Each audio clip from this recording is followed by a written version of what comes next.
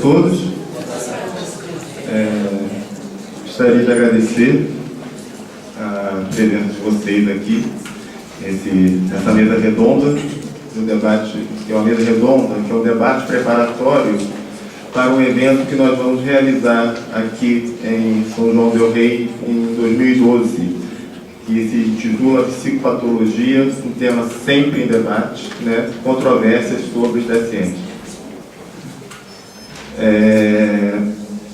Gostaria de agradecer também a presença da psicanalista e professora doutora Márcia Rosa, da Universidade Federal de Minas Gerais, e a presença do psicanalista e professor doutor da Federal do Triângulo Mineiro, Flávio Querido, né, que vieram aqui participar desse debate com a gente e trazer as suas contribuições sobre esse tema, né.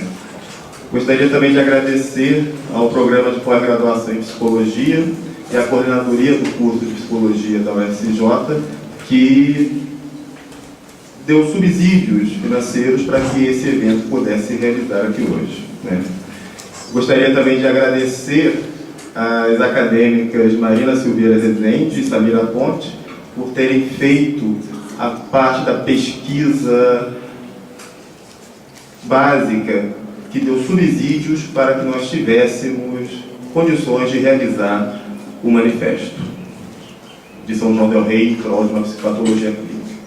E por último, gostaria de agradecer também à equipe do Projeto de Políticas Públicas do Núcleo de Pesquisa e Extensão em Psicanálise da UFCJ, a professora Larissa Medeiros, a filósofa Nádia Ângelo e a acadêmica Lídia Lopes, que foi dentro desse projeto que todo esse movimento e esse evento foi gestado. Bom, então, esse evento, ele faz parte de um movimento internacional chamado STOP DSM, como critério único de diagnóstico clínico. É um movimento, ao mesmo tempo, acadêmico, uma vez que visa trazer críticas e contribuições ao ensino e à prática da psicopatologia, mas também é um movimento político, né? Porque está em jogo aí um projeto de hegemonia dentro não somente da prática diagnóstica, mas também da condução de tratamento e da orientação de políticas públicas, não somente da saúde mental, mas também de educação, segurança, entre outros, né? Com este evento e com o Manifesto São João del Rei para a psicopatologia clínica, o que a gente pretende, né? A gente pretende resgatar uma prática que sempre foi importante no registro da psicopatologia. O debate franco e aberto entre as diferentes maneiras de se conceber o sofrimento psíquico. É desse debate que surgem algumas definições diagnósticas.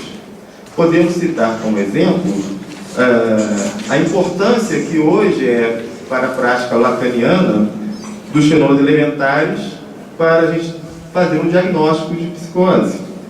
Nós devemos lembrar que esses fenômenos elementares eles são provenientes da conceituação de um psiquiatra chamado Clérambault, que era organicista. E o fato de ele ser organicista não impede que nós, psicanalistas, utilizemos essa conceituação na nossa prática.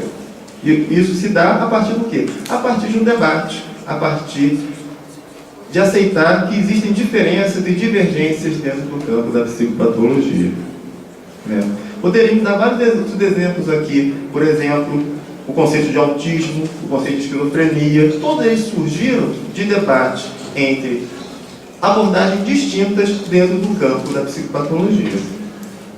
No entanto, desde a década de 80, com o surgimento do DSM-3, ou do Manual Diagnóstico e Estatístico de Transtornos Mentais, 3, há uma tentativa de fazer com que o campo psicopatológico tenha uma unidade que seria conquistada não pelo debate entre as diferenças, mas por uma tentativa de reduzir a pesquisa clínica a uma pesquisa estatística, reduzir o sofrimento psíquico a um fenômeno de superfície de determinantes biológicos e a submissão dos diversos tipos de tratamento a uma finalidade única, a remissão do sintoma, sem a preocupação com o porquê e como eles aparecem na vida de alguém.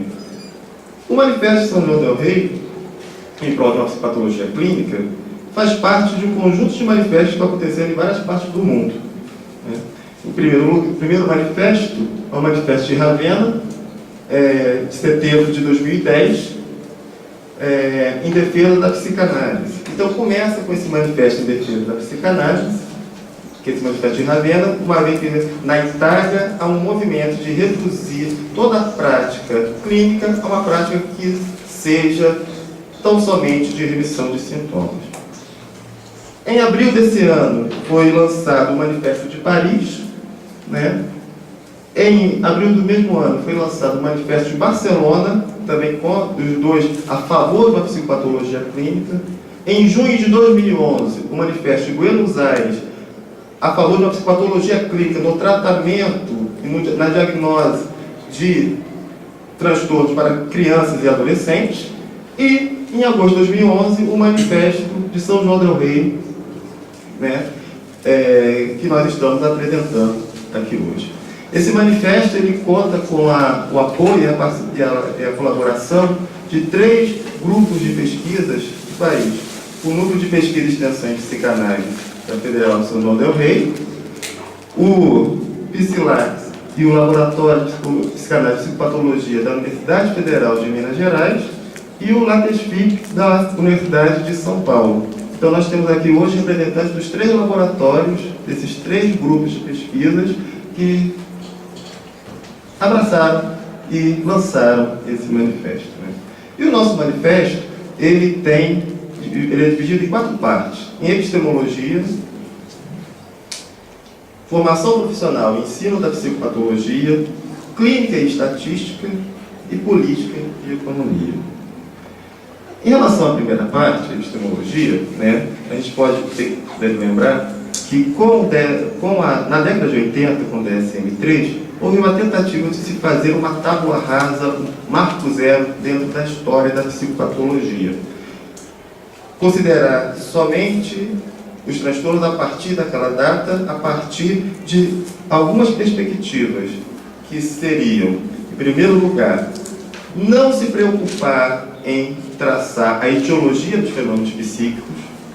Em segundo lugar, reduzir essa prática a uma descrição desses fenômenos de sinais, ou a descrição de sinais e sintomas tão somente, Em terceiro lugar, usar um método estatístico para poder corrigir esses diversos fenômenos, E nós podemos reduzir todas essas três princípios, essas 3 propostas, em um único princípio, de que deveria ser ateórico o manual de psicopatologia. Ateórico por quê? Porque, sendo ateórico, não haveria disputa entre escolas e, assim, poderia, inicialmente, fazer um tratamento mais adequado, um tratamento sem brigas ideológicas, E isso foi saudado, na época, como se fosse uma revolução científica, no sentido em que não seria nem necessário mais discutir a validade desse manual, Mas uma primeira interrogação que a gente pode fazer é a seguinte: como é que pode um manual ou uma revolução científica ser ateórica? Ora, uma revolução científica, ela depende necessariamente do papel de uma teoria, Ao contrário do que se pensa, ou do que pensam os promotores dos DSMs, uma teoria não é uma abstração, É um esforço de inteligibilidade, O DSM, desse modo, não são uma unanimidade, tal como essa pretensão deve ser. E o uso que é feito da estatística como método científico que daria essa validade científica aos DSMs, ele não é propriamente um uso científico. Por que ele não seria um uso científico? Porque o uso científico da matemática, ele é um uso que visa explicar os fenômenos e não descrever os fenômenos, Como já dizia desde a década de 30 o epistemólogo Gaston Bachelard, Então, desse modo, a gente vê que nós temos aqui já uma certa confusão entre quantificação e inteligibilidade científica, Qual seria a consequência disso? A consequência é que é um manual que se restringe a catalogar os fenômenos sem preocupação em saber como surgem, por que surgem, como se articulam entre si e, principalmente, que função esses fenômenos podem desempenhar para determinado sujeito. Essa perspectiva descritiva fechada debate com outras maneiras de pensar a psicopatologia e que ignora sua história tem impactos notáveis, não somente na clínica, mas também no ensino da psicopatologia e consequentemente, na formação profissional, seja de psicólogos, seja de psiquiatras, seja de todos aqueles que trabalham no campo da saúde mental. Então, a gente vê que, com isso, né, que esse ateorismo ele vai ser questionável não somente nesse nível epistemológico, mas no nível também do ensino e da formação profissional, né? Então a gente vê que essa introdução dos DSMs no ensino acaba tornando o quadro da formação profissional cada vez mais complicado, né? Hoje, em boa parte das universidades, nós temos o ensino da psicopatologia, não é uma totalidade, mas é um processo, uma certa expansão. Nós temos o ensino da psicopatologia reduzido ao preenchimento de um checklist, né? Se tivesse, no lugar dos DSMs, o ensino que valorizasse o debate amplo em torno dos modos de você ter o diagnóstico, nós acabaríamos tendo profissionais com espírito crítico, né, que não teriam como ferramenta de trabalho somente a medicação e a remissão dos sintomas, né, e poderia, desse modo, discutir com subsídios as diversas políticas de saúde mental. E isso, hoje em dia, nós temos uma certa dificuldade. Então, no que tange ao ensino, nós podemos pensar em 3 aspectos que são ignorados pelos DSMs. Em primeiro lugar, os fatores socioculturais, né? Como diz um psiquiatra francês, Roger Olivier Martin, a gente tem que deixar claro que os DSMs são manuais americanos, norte-americanos de diagnósticos, né? Eles não são manuais universais, né? Existem outros sistemas diagnósticos que não se pautam pelo DSM, né? Principalmente em países que não fazem parte da comunidade linguística do inglês, né? Você pode tomar por exemplo, que na América Latina nós temos a Guia Latino-Americana de Diagnóstico Psiquiátrico, né? Na China, a China tem o seu próprio sistema de diagnóstico, que não passa longe do DSM-4. A África não se utiliza do DSM-4 por questões de sociopolítica ou de política econômica, né? Então nós vemos que isso acaba ficando restrito a quê? A uma comunidade americana e europeia, né? Então vemos que esse projeto, essa pretensão a uma certa universalidade, é mais um projeto que uma realidade, e que pretende reduzir toda uma diversidade cultural a um único parâmetro, né? Ao parâmetro americano. Só a título de ilustração, nós temos aqui falantes de língua inglesa originários, tem a língua inglesa como a primeira língua, 375 milhões de pessoas no mundo, né? Como segunda língua, 1 bilhão de pessoas, o que dá um total de 1 bilhão e 375 milhões de pessoas dessa comunidade linguística. No entanto, se a gente comparar uma outra língua, somente as línguas ligadas com os manifestos, nós temos 60 milhões que falam italiano como primeira língua, 110 milhões que falam francês como primeira língua, 406 milhões que falam espanhol como primeira língua, 250 milhões que falam português como primeira língua, e 1,3 bilhões de pessoas que falam mandarim como primeira língua, o que dá um total de 2,12 bilhões de pessoas, o que coloca esse projeto hegemônico americano um pouco em questão, né? Tem muito mais gente falando outras línguas ligadas com uma diversidade cultural muito maior do que com essa prática vinculada a um projeto americano, né? O segundo fator importante, que é ignorado no sentido do ensino e da formação profissional, são fatores históricos, né? Justamente porque, pelo fato dessa querer ser um marco zero, ponto zero no ensino e na prática diagnóstica, né, acaba ignorando toda a história da psicopatologia. E aí acaba ignorando que muitos termos utilizados por eles mesmos, né, para designar os sinais e sintomas, né, são termos que surgem de tradições psiquiátricas e psicopatológicas diferentes, que eles juntam no mesmo sinal e sintoma e tentam fazer um diagnóstico. Né? Eu tenho um autor, o Carlos Stanhado, vai dizer que, longe de ser ateórico, o DSM é multiteórico, porque mistura diversas tradições teóricas, em vez de estabelecer o debate entre as diversas proposições teóricas. Né? Confundir conceitos de diversas perspectivas teóricas é, de um ponto de vista pedagógico, difundir ainda mais ignorância, travestidos de ciência. Então, nós temos um certo problema aqui com essa questão aqui. A gente pode pegar, por exemplo, a definição de delírio que nós temos no DSM, entendeu? Vem estritamente de uma tradição pré-pliniana, né? Só que eles não querem ser ligados com essa tradição, embora se digam neoplinianos. Né? A definição de alucinação ainda é restrita à definição de Esquirol, do século XIX. Né? Então, temos alguns problemas aí.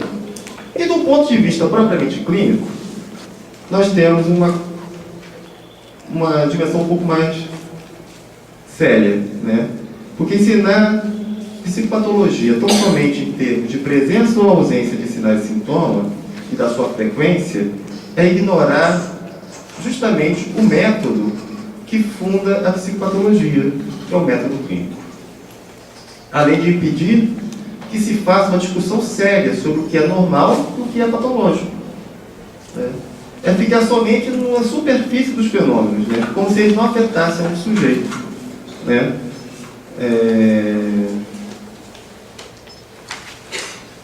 Desse modo, a gente vê que nós temos aqui um ensino de psicopatologia em que esses fenômenos eles surgem e aparecem como se não houvesse nenhum sujeito ali sendo afetado por esse fenômeno.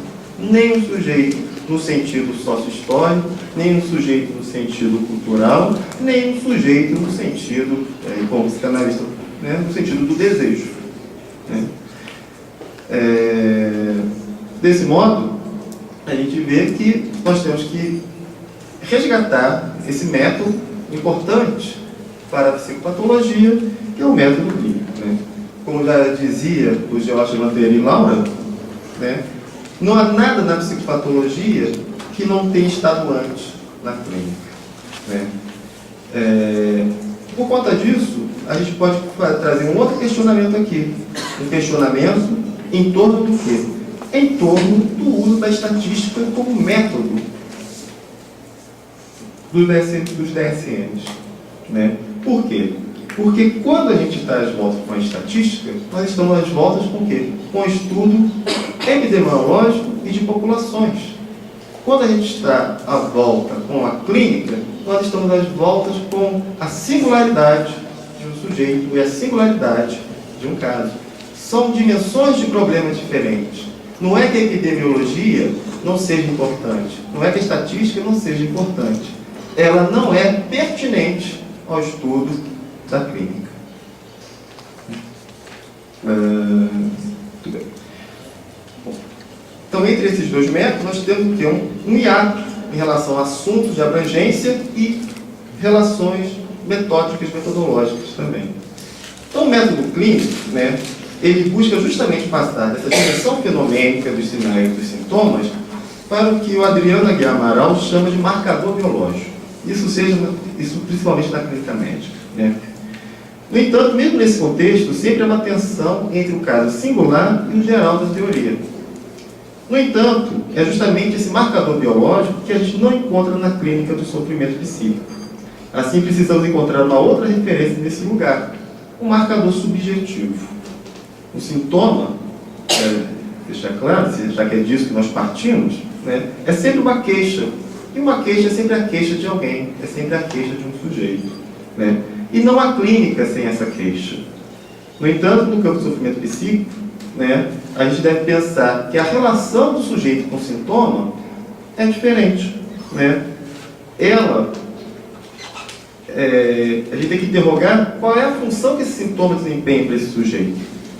O sintoma, então, ele não precisa ser considerado necessariamente como um déficit, como algo que falta, como algo que impede o sujeito, né? Ao contrário, o sintoma pode ser considerado também uma tentativa de solução, de relação do sujeito com o seu mundo, com o seu entorno, né?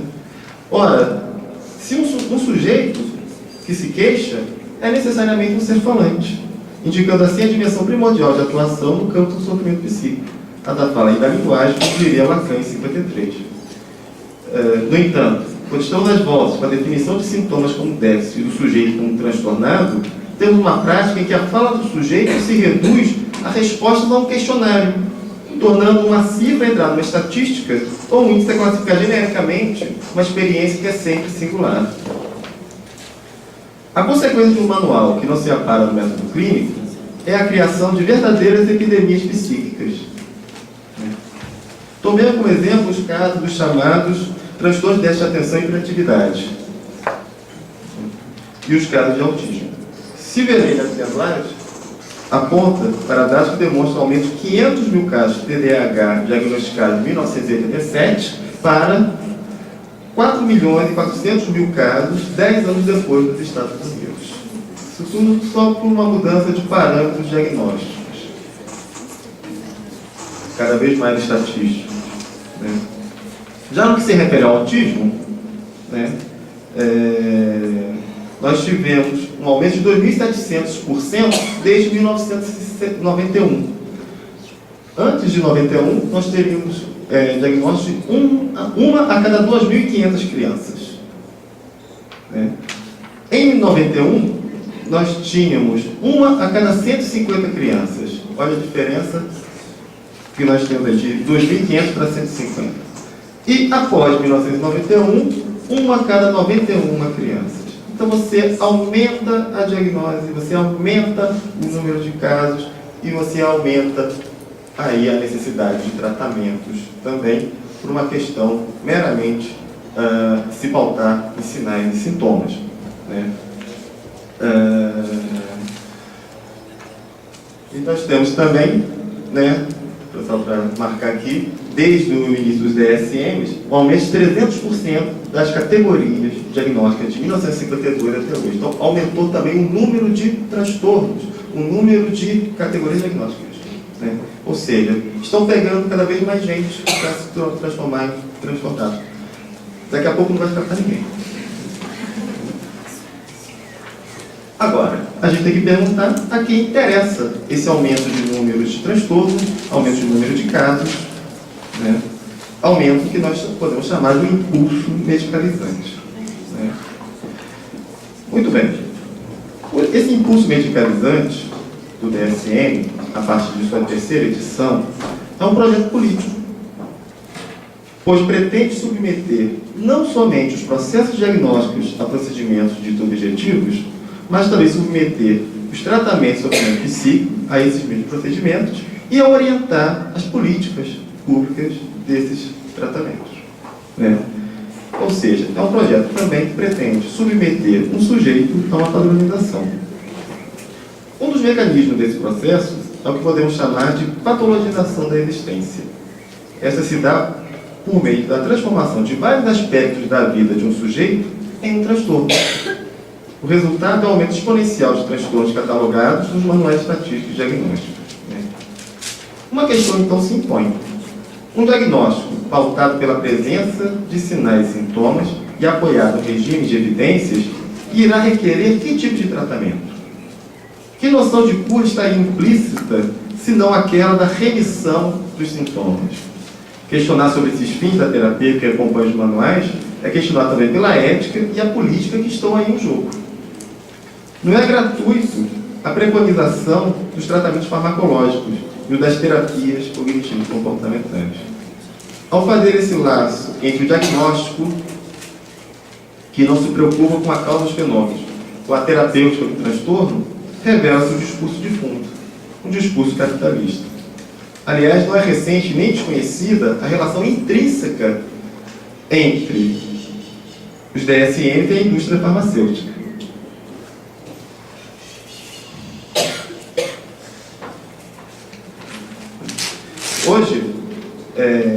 temos as companhias farmacêuticas como motor da revisão do DSM.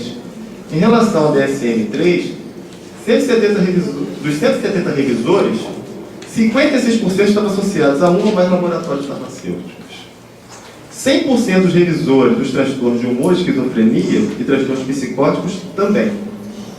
A venda de medicamentos para tais transtornos rendeu mais de 80 bilhões de dólares pelo mundo. Evidencia-se, então, não só esse laço entre o discurso capitalista e os DSMs, mas também a questão ética, uma vez que temos laboratórios financeiros profissionais responsáveis pelas revisões dos transtornos.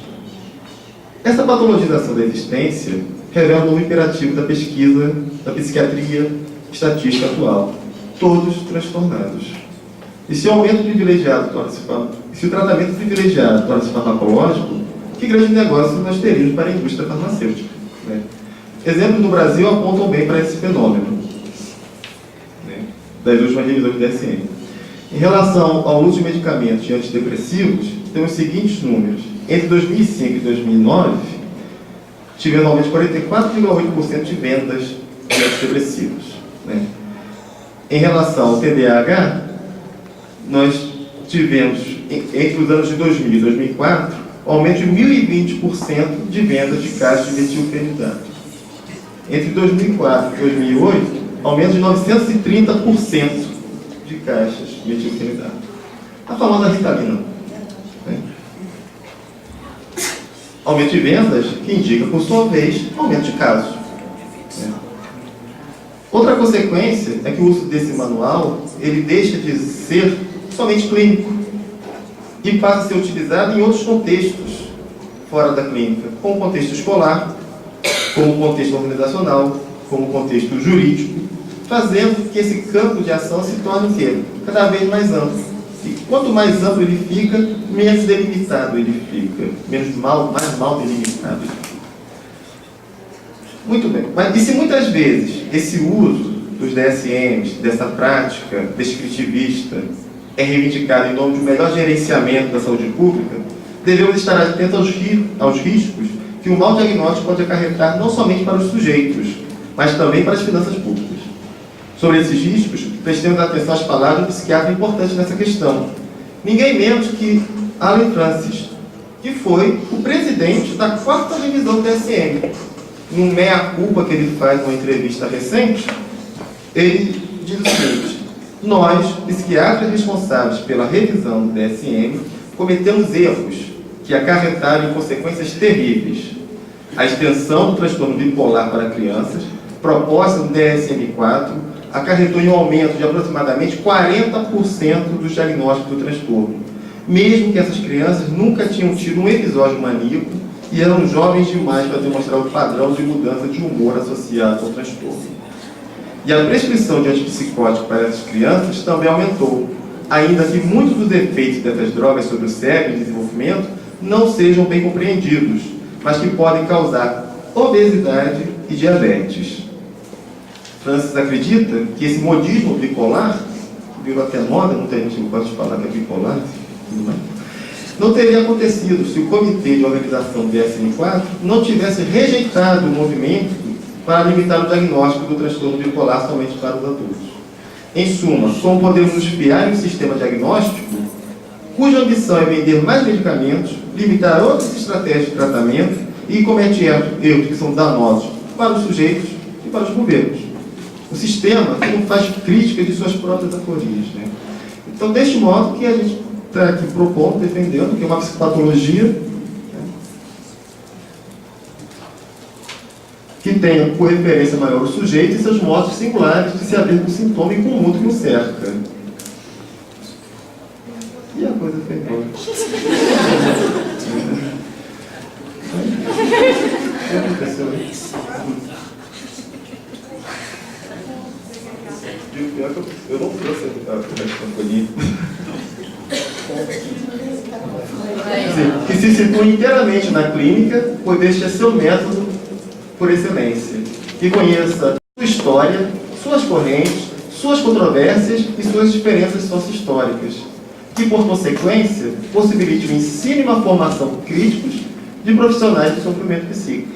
que não esteja submetido aos lucros da indústria farmacêutica, mas que tenha por política e economia subjetiva do sintoma. Que não esteja amparado em um ideal imaginário de ciência, mas em uma ciência moderna, cuja matemática impõe esforço de demonstração de impossibilidades lógicas antes que a afirmação de sistemas totais fechados. E que não promova a patologização da existência, a ilusão da prevenção e a padronização dos sujeitos. Então, muito obrigado. Queria apresentar para vocês.